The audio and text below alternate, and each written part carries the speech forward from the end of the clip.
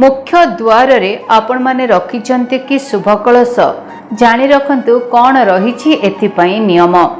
नमस्कार, शुभ सकाळ आपण मानकु अनेक अनेक शुभेच्छा, शुभ अभिनंदन मध्य।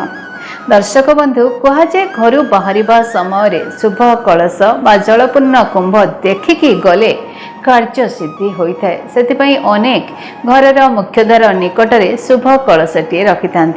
तेबे यह शुभ कलश रखा किछिटा नियम कानून रही, जमीक मुख्य द्वार बामपटे शुभ कलश रखा अत्यंत भल होता है।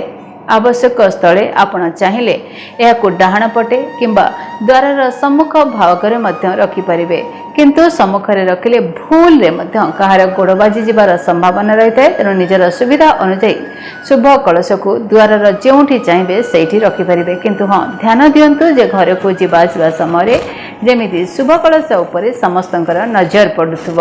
जदि आपणकर मुख्य द्वार कांथ को लगी चौरा रही ताले उक्त चौरार मंडप उपरे आपण यह शुभ कलश को रखिपारे।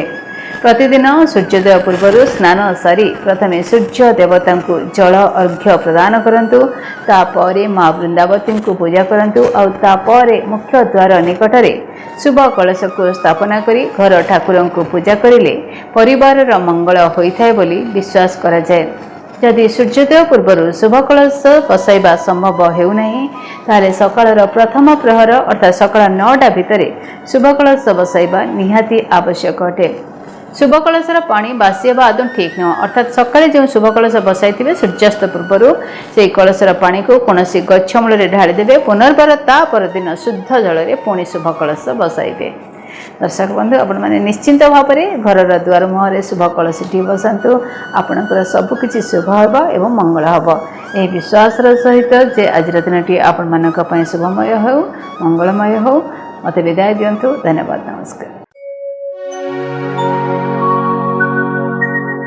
डीटीवी ओडिया देखिवा पाई सब्सक्राइब करंतु एवं बेल आइकन को मध्य दबाई दियंतु।